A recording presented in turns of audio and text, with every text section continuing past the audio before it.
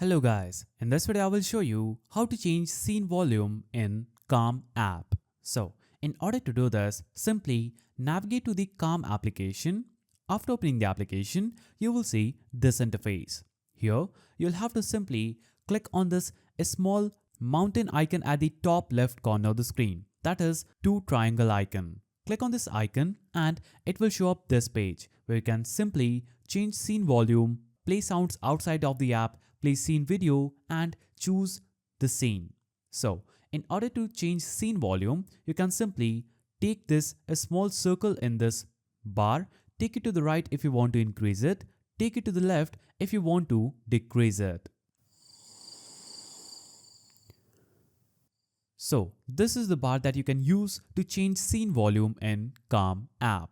So that is how you change scene volume in Calm app. If you found this video helpful, please don't forget to give it a thumbs up and thanks for watching.